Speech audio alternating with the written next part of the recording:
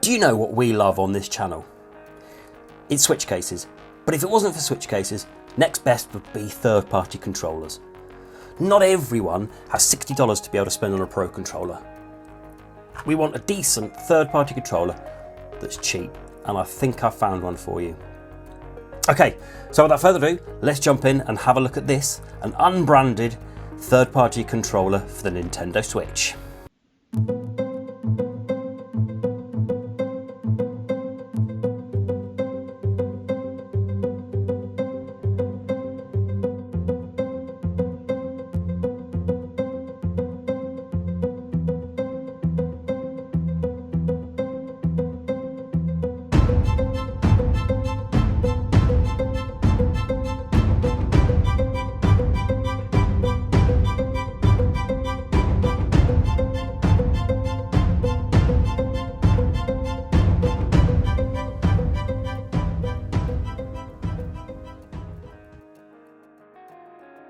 Hello and welcome to Console Accessories. Hope you're staying safe and I hope you're looking after each other.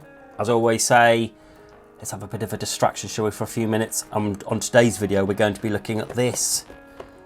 This is the third-party controller that's pretty much unbranded. And I've boxed it back up just to show you exactly how unbranded it is. Okay, and if you can read that, what it says is the Pekyok Wireless Pro Game Controller, dual vibration, blue and red. Okay, and that's it. That's all you get on it. It's a completely white box, and then if I open up, you get the controller and some instructions as well. And this, here it is. Okay, now if you've ever been on Amazon, amazon.com.co.uk, you will have seen this before. This, I can only assume what this is. This has been a licensed product out in China, so someone has made this and they've licensed it out to people, and anyone could put their name on it and anyone could market it as their own controller. There are loads out there.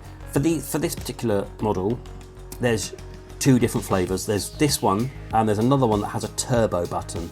So there's one with a turbo button. So if you look on there, you'll think, well, they look exactly the same, but there's like a $10 difference. No, there isn't.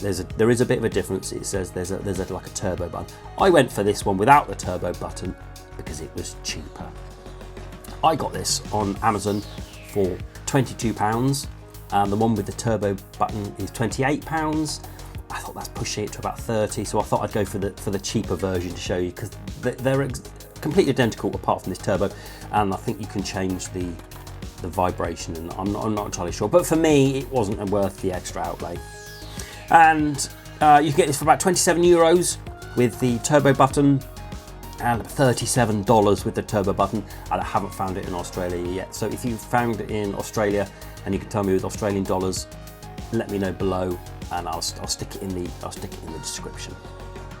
Okay, so what I want to do is I want to talk about this and the fact that it's one of the cheapest third-party controllers I've seen, and obviously there's going to be some negatives for it, and we'll go through that in a bit, but there's quite a few positives on it, and it's the main one, as I've already talked about, is £22. These you pick up in the States for about $60, about £60, so this is almost a third of the price. You can almost get 3 of these for one of these. Okay, so let's go around it. So you've got classic blue and red, really nice there. And on the front, usual buttons, all of them, plus, minus, screenshot, home, your 4 function buttons, your D-pad, your sticks. And over here we've got L1 and L2, R1 and R2. And then on the back there, USB-C, and that's an off button. And then nothing on the back. Okay, so really nice to see there's USB-C here. I'm going to compare it to the Pro controller, but I've also got the PowerA controller here. This is the enhanced wireless PowerA controller, and this sits at around £35, $40. So about, I'd say about $5 or $10 more expensive than this one. This one's got a USB-C, so I've got a USB-C here, and all you do is you plonk it in, and as you see there, it flashes and it's charging. Now those 4 don't indicate the battery level, they just 4 flash to say that it's charging, and then it will just stop flashing once it's fully charged. And the idea with the 4 is it's either same as the Pro controller. You see the player 1, 2, 3 or 4, because you can connect 4 of these up at any one time. And like the Pro controller, USB-C, really nice. And the PowerA, oh, there is none. This was my main gripe with the PowerA. I did the review of the Animal Crossing version of this PowerA, and I'll link that up there. So I'll stick it up there, the Animal Crossing version. I think these are okay, but I just have an issue with the fact that you've got to put AA's in it. But it's got nice that it's got these paddles here at the back, that's the other video. These haven't got these sort of paddles. Okay, so but really good that it's got that. And on the front, as normal, but let's go through the buttons. They're not too bad. They're quite nice and high up, the buttons, if I can show you that. So they're not flush, so they're really nice, and they feel okay. The triggers themselves are a bit wobbly. Is that the best word to describe it? Look, so if I go up close here, if you can get this, look. So they move up and down quite a lot. Yeah, so they're not. I mean, when you get your Pro controller, it wobbles a little bit, but it's not anything like this, and you can hear it as well. Okay, so it feels a little bit cheap, but you know, the triggers, they do go down quite a lot, but it's not. It's instant. It's instant. So I have tested this. So as soon as you do that, as soon as you start moving it, it registers as a click, which is nice. So you don't have to force all the way down it to get it. So it's nice, and it feels okay. These are quite clicky. Buttons are nice. The L3 and R3 are nice. Feel nice and clicky. These buttons are okay. These buttons are quite stiff to push in, and they're just your standard buttons. I'd say compared to this, feels almost identical to the buttons of this. These are a lot more clicky. There's hardly any travel in there, whereas there's much more travel in this. Look at that travel. There's not much there. So on terms of the face buttons, I'd say it's very comparable to this, whereas this just feels nicer. There's more sponge to it. These are more of a click. These are more of a sponge. So it's not going to be as good, but like I'm saying, it's so much cheaper. And it's got the USB-C, which is a proper bonus. Easy to connect, so when you have your switch on, all you do is when you go into your Joy-Cons here, you go into the Joy-Con menu and you click the change grip order, and then to turn it on you hold down the home button for a couple of seconds, and then it starts doing that, and that means it's searching for it, and it will pop up in there, and there away we go. Okay, so we're in, and that's how you do it. And then, like I was saying here, one LED means I'm on player 1. It's not the battery level. You can't tell with the battery level, but when you go into controllers there, it will say the battery level there for you. And then to turn it off, so make sure we're in here. Turn it off. You just press that, and then you hold it down, and then it disappears from the switch. And then turn it back on. Press the home button key. Wait for a bit. There we go, easy, so easy. Really good that it connects that easy, as with you'd expect from any controller really. Okay, so for feel wise, it's not bad. It's an odd shape. It's not as rounded as the Pro and the PowerA there. It's a bit flatter and a bit wider, but certainly for adult hands, it's a really good size. And let's get it weighed. So let's start off with the Pro controller first. So 246, PowerA 216, so 30 grams less, and then we go down to this one, 213. Okay, that's almost identical with the PowerA. It's 217, 216, 217. Yeah, so about the same weight as the PowerA.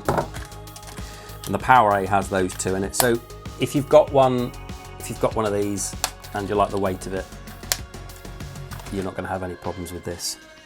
And the reason I keep saying about this is because of the price. I mean, if you don't want the turbo button and the I think there's other one with the turbo button. I think you can change the rumble to be three different types of rumble.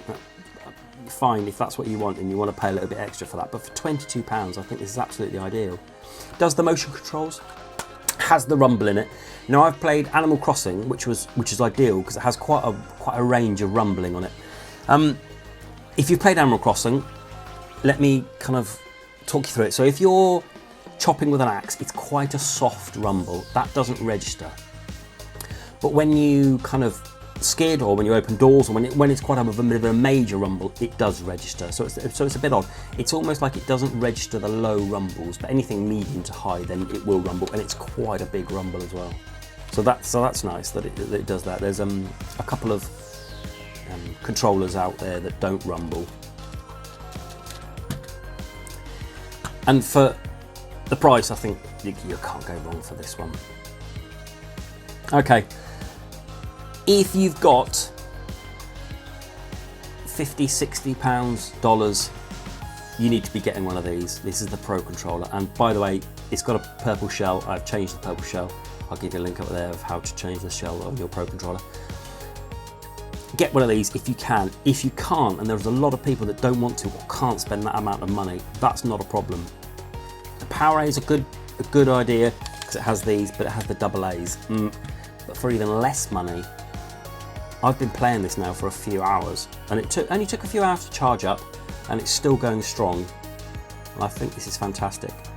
Like I'm saying, I will leave a link to this one that I've bought, but if you look on Amazon, there's loads on there, and I'll link to the ones from the German Amazon and US Amazon for the one with the turbo trigger, which is a little bit more expensive, but just have a look around. There's loads that look exactly like this.